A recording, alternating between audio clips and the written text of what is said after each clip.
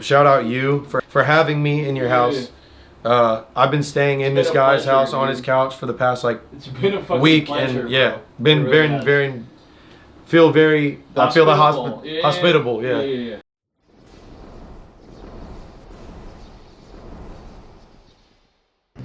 What's up, Goodhits gang? You know what we're about. We're laying the block for the best underground rap here in New York City and beyond. We're sitting here at Hampshire Country Club in Westchester, New York, Rye to be exact. And we're talking about Mazerot, aka Mozzie, aka my brother, the homie. We're talking about Landmine, I'll Be Just Fine, all of his hit singles. The North Carolina artist is going to be sitting here one day. So sit back, relax, and stay tuned for Volume 8, Episode 4, featuring Mazerot. Salute.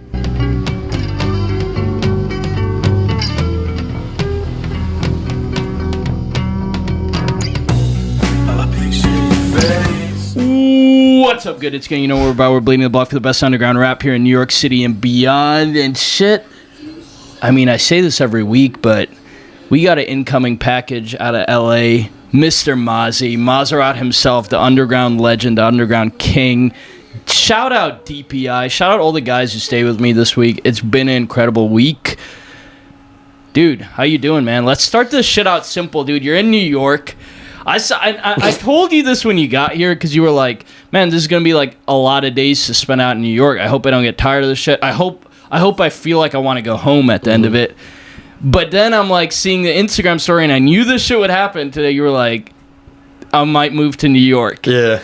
Dude, it'd be like that here. This isn't the type of city where you stay 5 days, you get sick of it. It's the type of city you stay 5 days, you get addicted to it. Somewhere I've been wanting to move to for a long time as well. So being here as a 22-year-old is like even worse. Dude. You know? 22, bro. Definitely don't want to leave. 22, bro. Soon. And like, it's funny because now you kind of look 22, but you did have the hair back in the day. Mm-hmm. Recently, you had the beard.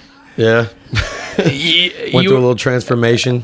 What happened? What inspired you to do this cut? I like this look. We talked about it yesterday. I actually like this look. I told myself I was going to do it a long time ago, and I kind of was too afraid to do it. And then one night I just decided to do it. Everybody was kind of nudging me like, I think tonight's the night. And I handed Miyagi the clippers and just told him to just shave my fucking head. Oh, it was Miyagi who cut it? Yeah, Miyagi cut my hair in his bathroom on his toilet. Are you going to keep this or are you going to grow it out again? I don't know. I'm thinking I might get like a couple temp fades, maybe like get my shit lined up. Do like the short hair for a little bit. I feel like a fade would be fire. Yeah, something. Maybe a tat on the side of my head. Sorry, Mom. But like, I don't know. Something like that. You know, grow it back out if I'm feeling it, if I miss my hair. I thought I would miss it a lot more, but I kind of like this a little bit more, especially it's fucking hot out here. So it is, bro. Yeah, it feels like I don't have to like pull my hair back. I'm not sweating like on my neck and ears and shit. So I feel that. Were you being serious on that Instagram story that you're kind of interested in moving here? Yes. Oh, shit, dude. I've been talking about moving here. Even before I wanted to move out to LA, I'd always wanted to live in New York City. We would kick it a lot. Like, that would be mad fun, dude. Absolutely, man. And it's somewhere where I wouldn't have to drive all the time. Wouldn't spend every dying hour in my car. Wouldn't even have a car. Yeah. Wouldn't pay for gas. All the food is semi-cheap. If I need to eat pizza every day, I'll do it, dude. Like, you know, it's a good place to kind of be broke. Do you think any of the other Deathproof guys would be interested in moving out here, or are you guys LA? Or like California? Because I guess some people like Walt don't even live in LA technically. Yeah, well, he lives in the LA area. Yeah. I'm not sure. You know, maybe it's something I'll talk to a couple of them about. I feel that, man. That'd be fire. We're in LA for now. I know it probably won't be anytime soon when I come out here. Because I'm not having an easy job saving, you know. I feel that. I've been on a plane like once every 5 weeks. I feel that. Once for the past 5 weeks, I've been on a plane going somewhere. So, dude, it's been crazy because I don't know when this interview is going to drop, but for the people who listen to it, you just came from Texas. Yeah. For a few days. Yeah.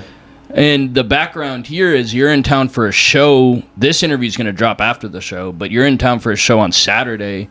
And the previous Saturday, we had NASCAR in town. You were supposed to be at that show with Dirty. Shout out Spirit Airlines for you know, getting us stuck in Houston and really fucking our plans up. You guys went absolutely crazy. Great customer service. We were waiting like 6 hours just to get our flights changed. So thank you for like fucking ruining the 3 days of our lives. Really, really terrible service. Fuck you, Spirit Airlines. I feel Fuck that, you, dude. I mean that top of feel my that energy, bottom of bro. my heart. I feel that, dude. Like just going off the whole LA New York thing, musically, have you noticed any difference between the crowds here, the scene here, the rappers here, the energy here, musically, between New York and LA, or is it all kind of the same, like in terms of when you do shows? Like show wise, like as in like the fans that pull up, or the people that I see perform as well. Oh, because both, I like. It's very give different. It to me both. It's very different. Give it to me both. It's very different. Like the fans here and there. I mean, like, and like a Deathproof show or a NASCAR show. Actually, no, it's not that different. I cap that. It's the same type of kids, and then sometimes there's a lot of kids that are, you know, first starting to learn about us. That might not be like goth or punk or whatever. I mean, I wouldn't even say I'm any of those, but a lot of kids that are goth or punk or wear like all black, like makeup and just all sorts of crazy looking people that I love to death. But it's kind of the same in LA, you know? Yeah. We got some unique looking fans. I feel that. But I feel that. I feel like out here it's probably a little bit more interactive.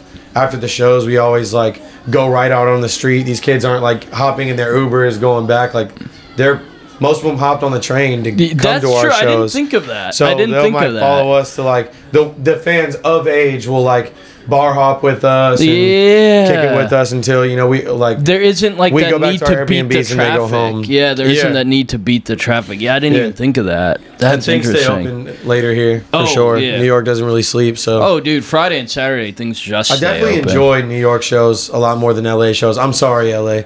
The LA shows are a little bit more gutter though. I will say that they're definitely like a lot more underground and there's not as many venues. And I performed in backyards in LA and had a great time. So I don't mean it like that, but I love New York a lot. I love the city.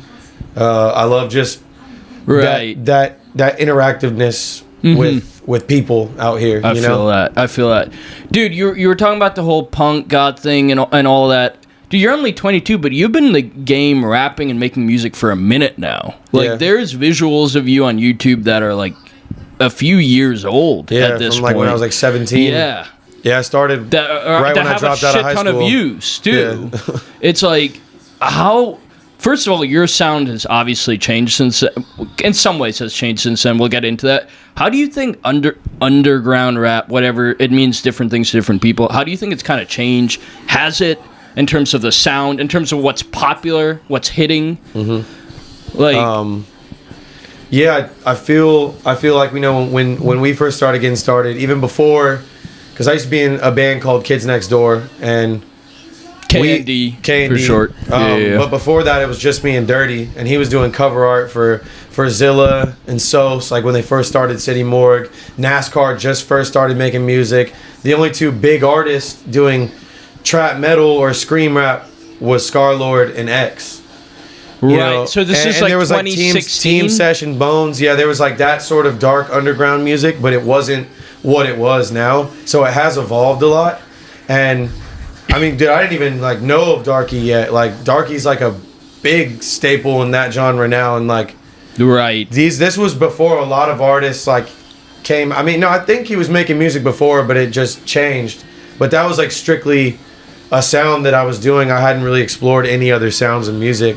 So, and I definitely, I'm like a little like out the loop now. There's so many new artists, so many new cats making that type of music. It's hard to keep up. So you're saying, and we were talking about this just now. You were like outside getting Axel or something, but I feel like there's a resurgence in like metal.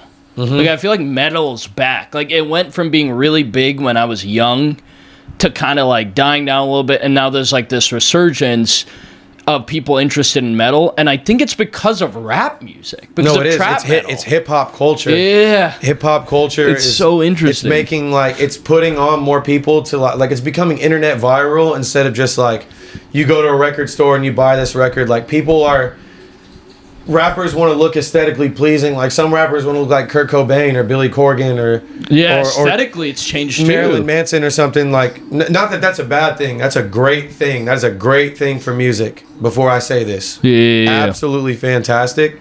Some people are going to be upset about that, but that's how I feel. That's my opinion because it's putting more eyes on rock music and merging rock and rap like how it was in the late 90s, early 2000s. Right. I think not even just metal. I think like pop punk is coming back.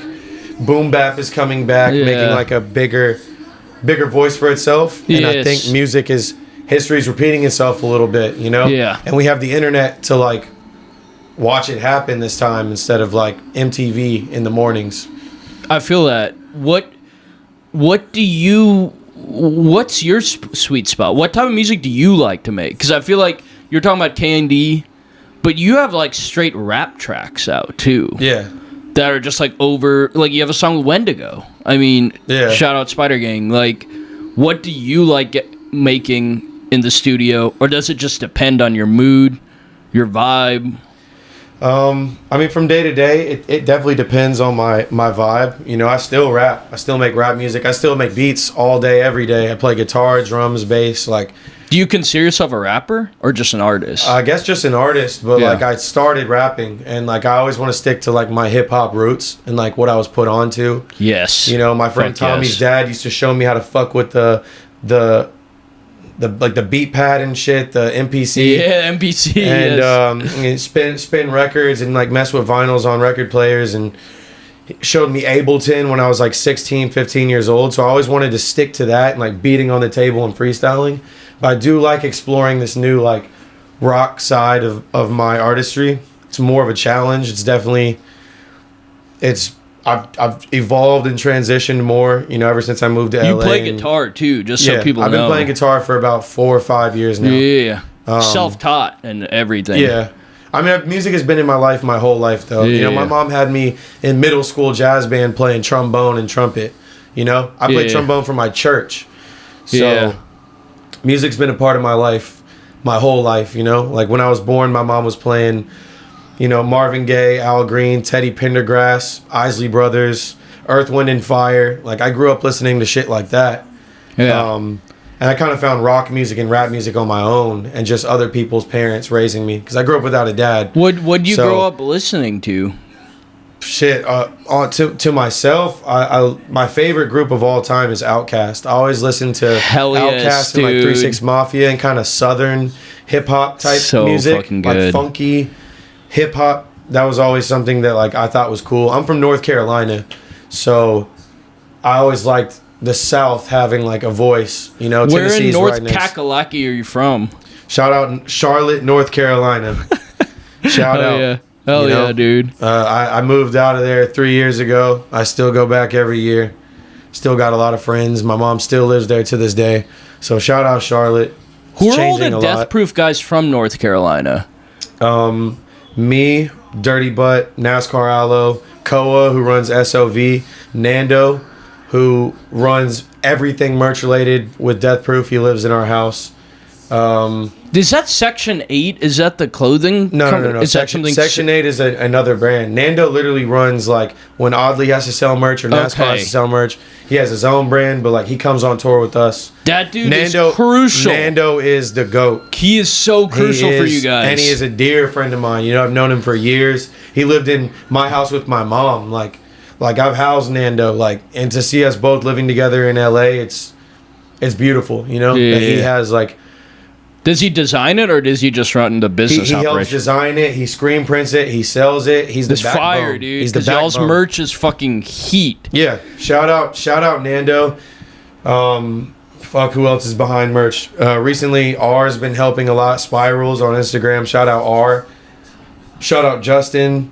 Shout out Dean with like 4815 and their stuff. Shout out Miyagi for coming up with designs. Wait. So, really quickly, let's back up. What? And Ryan, Colder in Hell, made all of my designs. Let's get that out the way. All the merch that has come out, Ryan did for me. Me and Ryan do our merch separately, but still sell it as Deathproof merch. But continue. I had to give him credit. Could you tell me, like, what's the relationship between DP and Section 8. Like, is that another clothing company? They're another clothing company. They've just always fucked with us. They're fire as we've fuck, done too. collabs with them, and they host shows for us. And they, like, big shouts out to Section 8 and Savvy and everyone there, because they've given us a warehouse to perform at and clothes to wear on our backs. Like, yeah, that's pretty since big. I've been in LA. That's all you need as an artist, pretty much. Real shit.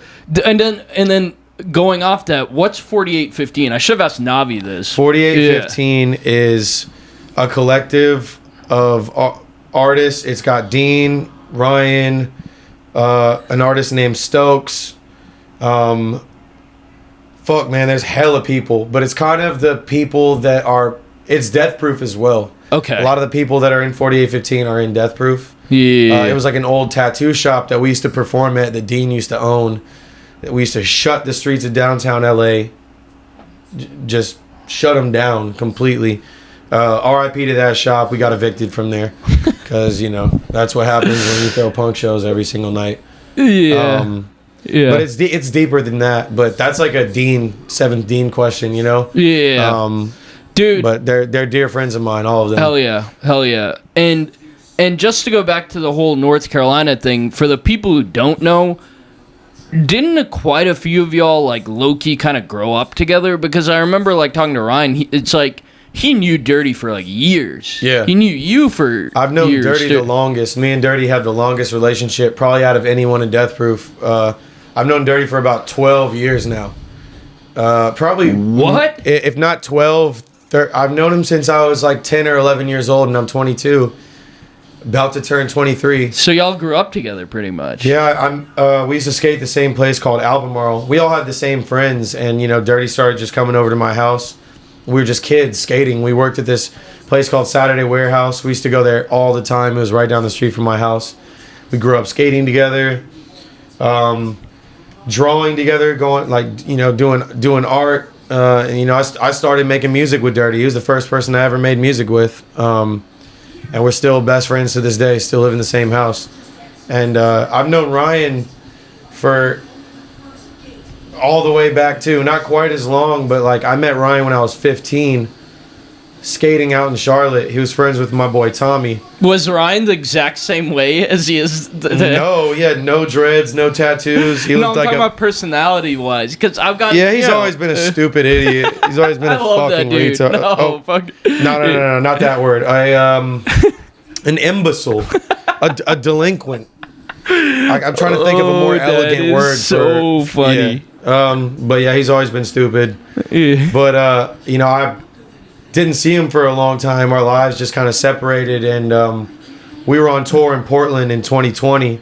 And he pulled up to my Portland show, and I saw him, and he had dreads and tattoos all over his body and shit. And I got to see him for a little bit, but like a year went by, and I hit him up, and I came down to San Diego and visited him, and he started coming up to LA more often, and then he kind of just stepped into the role of like doing things for Deathproof, booking shows, and now he's like my full-on manager, Yeah, he's managing a few of you now. Yeah, like Brian has really stepped up to the plate. Yeah, dude. No, He's still a fucking idiot, but now he's a real like he's earned his stripes. I respect Ryan a lot. I owe him that. Yeah. And how surreal is it for you to like know Ryan and Dirty for all these years and some of these other guys for all these years, and then here you are in like LA like doing shows? Like, is this shit like do you ever take a moment and you're just like, what the fuck? Like, what am I doing? Where am I going? Like, this is crazy. Every single morning I wake up and I'm like,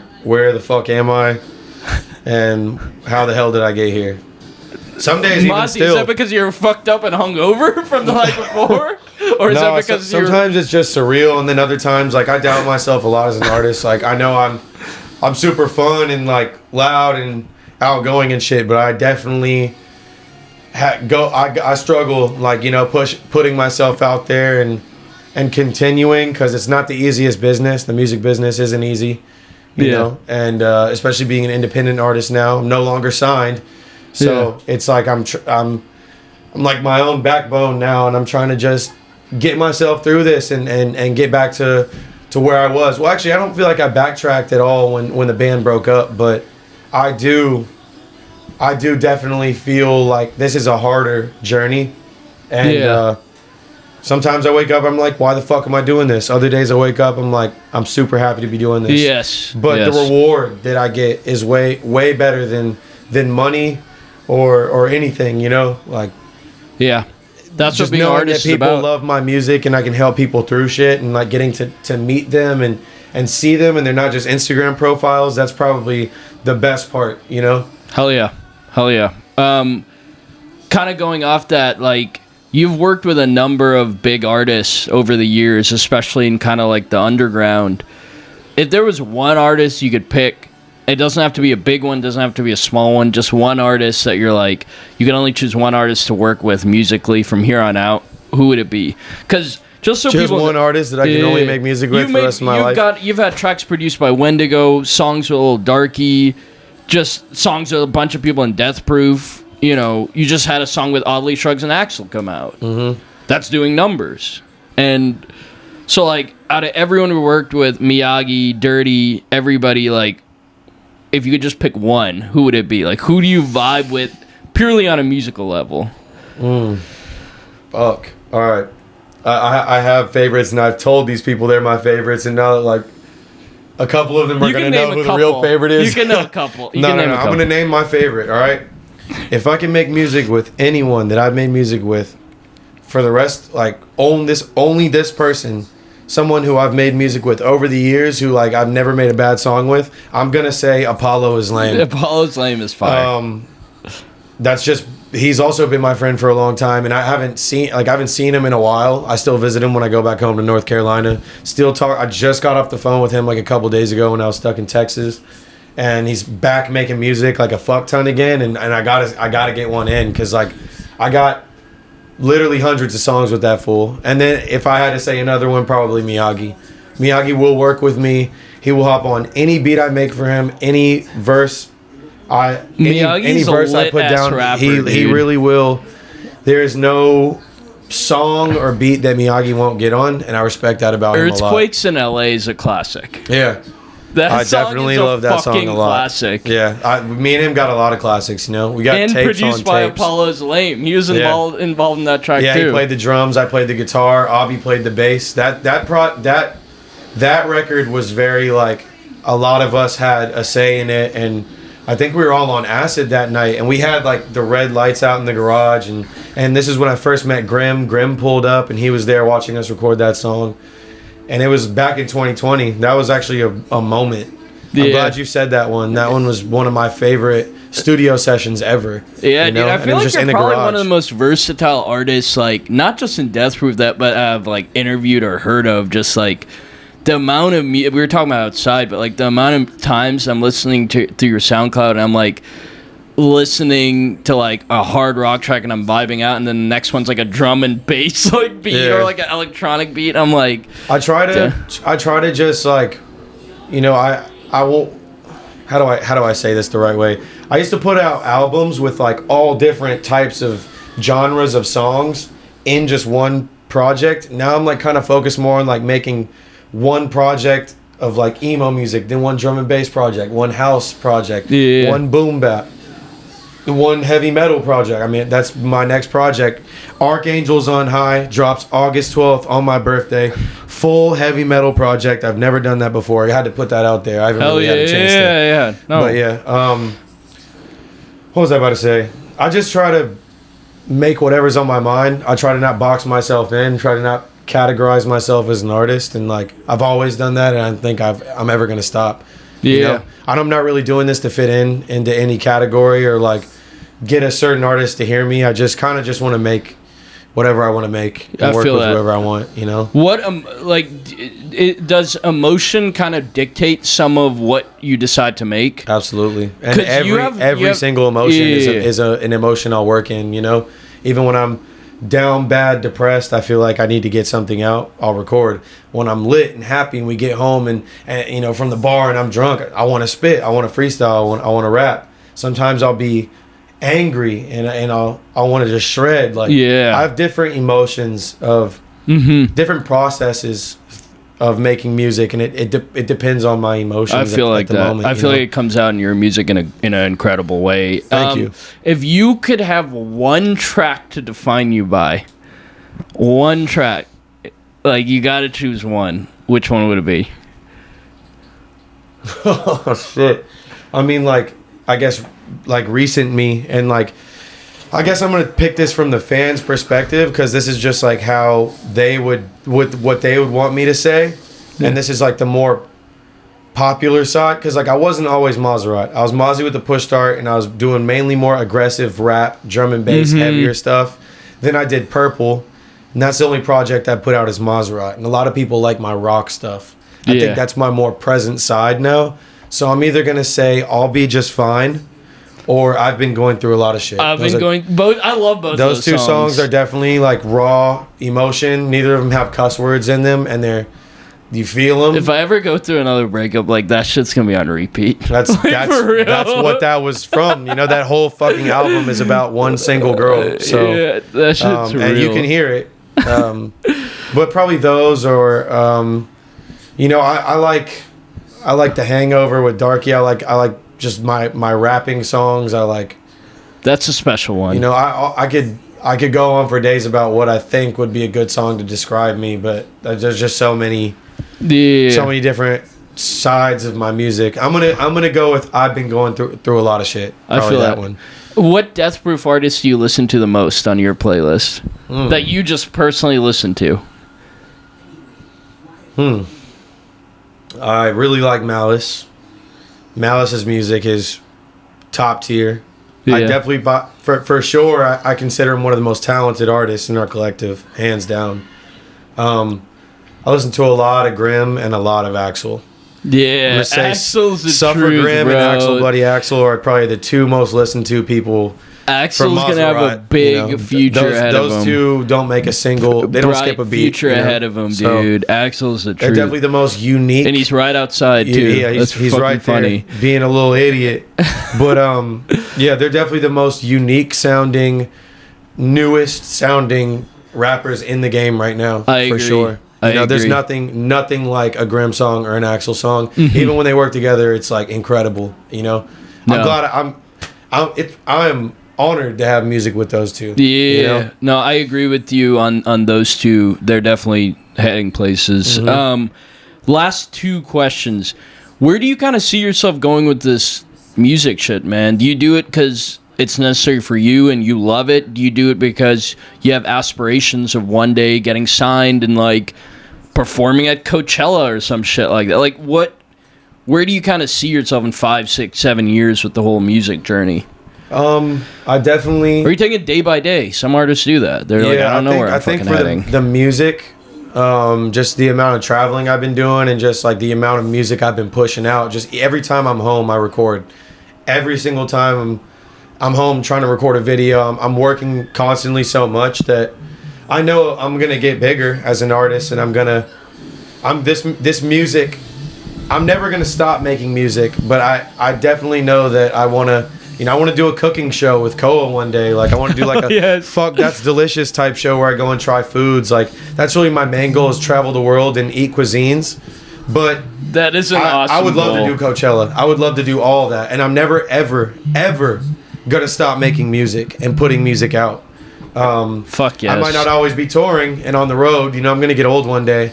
But I will never, ever stop making music. For everyone who's been worried about that or think that I'm gonna stop, I will be an old man in my fucking 80s with an acoustic guitar on a rocking chair. I love that. I will always be making music and always releasing it, but I definitely will put my focus more towards like once I'm financially stable and I've gone everywhere and everybody's gotten to see me in their city multiple times and I feel not satisfied, but accomplished enough to do something else. Definitely got to take care of my mother, get her out of this crib in North Carolina. Shout out to my mother, by the way. She put me onto everything. She's the reason why I'm here. She's the reason why I'm so fucking strong and I can sleep on a hardwood floor, you know, and put up with so much. And she's the one that made me strong. You know, my mom raised me by herself. I haven't seen my dad since I was 5. Grew up single mother. Like, she's done everything she can to make sure that that I can take care of myself. So I'm gonna take care of her first and foremost. Yeah. Then I'll take care of myself, the people around me, and then I'm off to Brazil and Jamaica and Tokyo and Forever, all these bro. countries to try cuisines. Yeah. My life will be about food one day. Mark my words. I will have a love food that. channel, a cooking channel, and I'll be traveling the world trying cuisines. Hell You heard yes. it here. And dude, this is the last question. I have to ask this to every artist. If hypothetical world, I'm an A&R, I go up to you, I'm like, Mozzie, unlimited budget for any feature of any artist in the world. You got to choose one. Unlimited feature budget. Like I can choose any artist in the whole world. Yeah. Andre 3000. Okay. Without a doubt. Fair enough. Yeah, hands Simple down. and easy and true. Hell yes, dude. Fuck yes, man. Yep. International Players Anthem poster, UGK and fire. Outkast. Dude, Hell I yeah, told you you, I got the grew up Outkast listening. framed right there. Literally grew up listening to the UGK, Outkast, 3 6 Mafia. Paul Wall and shit. Hell yeah. Dude, open mic, interviews done, shout outs, whatever you want to do into the mic. Shout I hate doing shout outs because I forget people. So I'm gonna shout out just a select few. And like as far as like the Deathproof guys that are in the other room or in LA doing jack shit right now, I don't have to shout you out. You guys know I love you. Yeah. I'm gonna shout out my mother. I'm gonna shout out Dirty Butt's mother, Natasha. I love you so much. She's my second mother. She raised me. Shout out Tommy. Shout out Kaylee. Fuck, who else? Shout out Stephen Bay in the other room right there. Shout out you for housing me in your house. Hell I mean yes, that a lot, dude. housing me in your house. For having me in your Yeah. house. I've been staying in been this a guy's pleasure, house on dude. his couch for the past like It's been a fucking week. pleasure, and, bro. Been it really very, has. feel very hospitalized. Or, Yeah, I feel hospitable. Yeah. Hospitable, yeah. Then who else? I mean, definitely just to top it off, shout out to Miyagi Yeah. for getting me in this bag and like seeing my potential, and shout out Ryan for taking care of me. He's the reason why I'm out here. Hell yeah. That's Hell it. Yeah. Hell yeah, dude. Free all the rappers. Free all the fucking guys, bro. Free them out the chain Free gang. everybody. Hell Free yeah. everybody that's locked up. I would say free Cody, but he just got out while we were in Texas. So cheers to that. Free all the YSL. That's Hell fucked. yeah. Hell yeah. Shout out Deathproof. Free the guys.